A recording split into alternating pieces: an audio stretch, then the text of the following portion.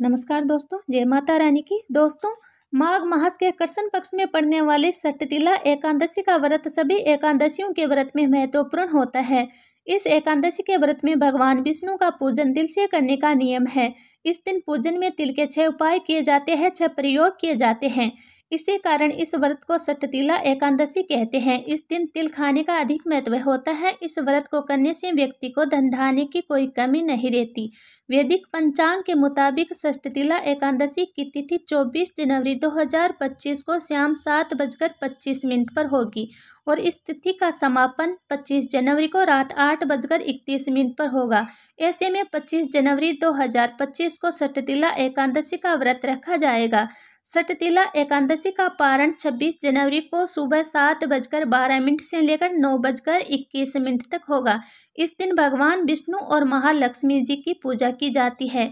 माघ का महीना भगवान विष्णु के कृष्ण रूप को समर्पित होता है, इसलिए आज के दिन भी खास तौर पर आपको कृष्ण भगवान की पूजा करनी चाहिए। इस दिन एकादशी व्रत के नियमों का पूरी तरह से पालन करते हुए आपको व्रत रखना चाहिए। व्रत की कथा पढ़नी और सुननी चाहिए। पूजन के अंत में भगवान विष्णु की आरती करनी चाहिए। पारण के समय तिलों का दान करना चाहिए। ऐसा करने से ही भगवान की कृपा प्राप्त होती है और सारी मनोकामनाएं पूर्ण हो जाती है। प्रिय भक्तों, तो चलिए सुनते हैं सटतिला एकादशी की व्रत कथा और जानते हैं इस व्रत की पूजा विधि के बारे में। भगवान श्री कृष्ण के श्रीमुख से एकादशी व्रत का महात्म्य सुनकर श्रद्धापूर्वक उन्हें प्रणाम करते हुए धर्मराज युधिष्ठिर ने कहा, हे केशव, आपके श्रीमुख से एकादशियों की कथाएं सुनकर मुझे असीम आनंद की प्राप्ति हुई है। हे मधुसूदन, कृपा कर अन्य एकादशियों का महत्व सुनाने की कृपा करे। तब भगवान श्री कृष्ण मुस्कुराते हुए धर्मराज से कहने लगे, हे धर्मराज, अब मैं माघ मास के कृष्ण पक्ष की सटतिला एकादशी व्रत की कथा सुनाता हूँ। इसे तुम ध्यानपूर्वक सुनो। एक बार दलभ्य ऋषि ने पुलस्त्य ऋषि से पूछा, हे मुनिश्रेष्ठ, मनुष्य मृत्यु लोक में ब्रह्म हत्या आदि महापाप करते हैं और दूसरों के धन की चोरी और दूसरों की उन्नति देखकर ईर्ष्या रखते हैं। ऐसे महान पाप मनुष्य करते हैं और बाद में शोक करते हैं और इसे बचना चाहते हैं कि हे भगवान, ये हमने क्या किया। मनुष्य को नरक से बचाने का क्या उपाय है? कोई ऐसा उपाय बताने की कृपा करे जिसे कलयुग में मनुष्य को घोर नरक से बचाया जा सके, अर्थात उन्हें नरक की प्राप्ति न हो। ऐसा कौन सा दान पुण्य है जिसके प्रभाव से नरक की यातना से बचा जा सकता है? हे मुनिवर, कृपा कर इन सभी प्रश्नों का हल आप कृपा पूर्वक बताइए। तब दालभ्य ऋषि की बात सुनकर पुलस्त्य ऋषि कहने लगे कि हे मुनिश्रेष्ठ, आपने मुझसे अत्यंत उत्तम प्रश्न पूछा है। इससे संसार के मनुष्य का भला होगा। जिस रहस्य को देवराज इंद्र आदि देवता भी नहीं जानते, वही रहस्य अब मैं आपको अवश्य ही बताऊंगा। गोबर, कपास और तिल मिलाकर उबले बनाने चाहिए और इन उबलों से 108 बार आहुति देनी चाहिए। जिस दिन मूल नक्षत्र और एकादशी तिथि हो, तब अच्छे पुण्य देने वाले नियमों का ग्रहण करना चाहिए। माघ मास में मनुष्य को इंद्रियों को वश में कर अपने आप को शुद्ध करना चाहिए और काम, क्रोध, मोह, लाभ, अहंकार आदि का त्याग करना चाहिए। स्नान आदि नित्य कर्मों से निवृत्त होकर देवों के देव भगवान श्री हरि का पूजन और भजन कीर्तन करना चाहिए।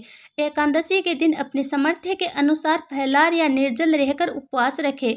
रात को जागरण और हवन करे। अगले दिन यानी कि द्वादशी तिथि को धूप दीप नित्य तुलसी दल से भगवान श्री हरि की पूजा अर्चना करे और उन्हें फलों का या तुलसी दल पंचामृत का भोग लगाए।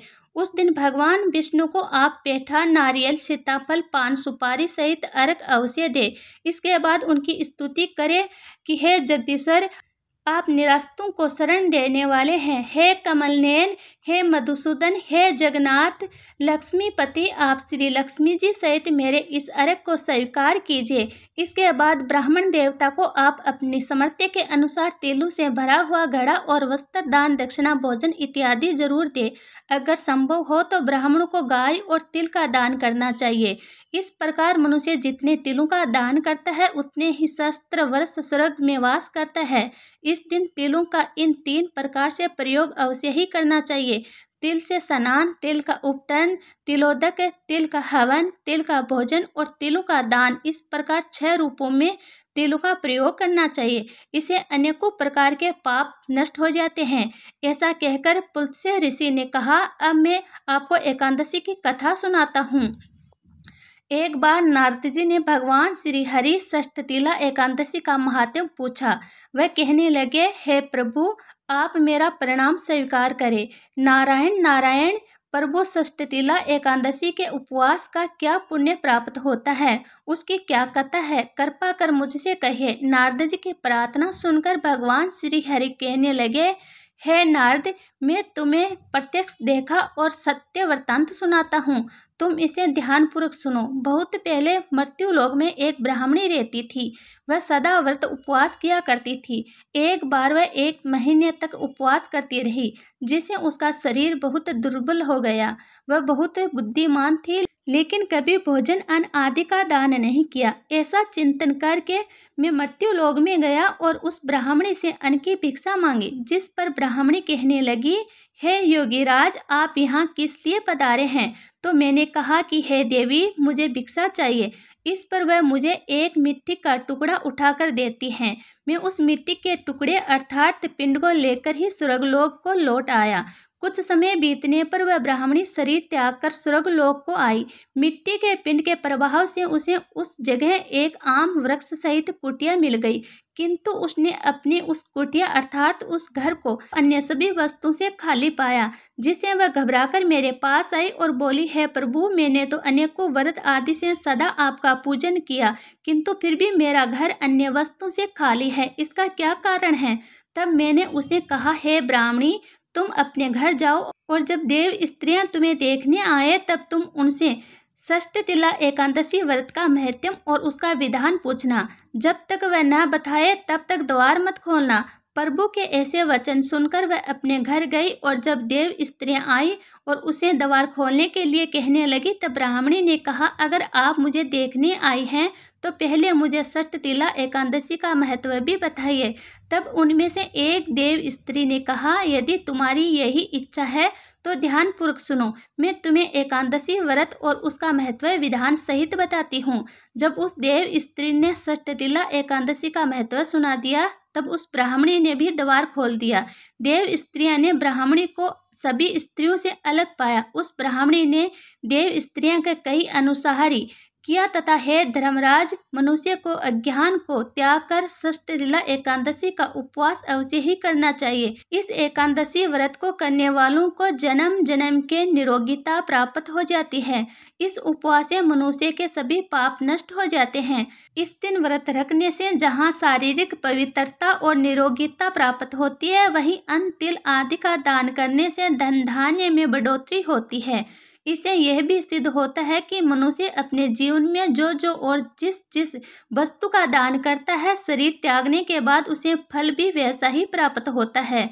इसलिए धार्मिक कार्यों के साथ साथ हमें दान पुण्य जैसे कर्म अवश्य ही करने चाहिए। शास्त्रों में वर्णन है कि बिना दान पुण्य किए कोई भी धार्मिक कार्य, कोई भी उपवास संपन्न नहीं होता।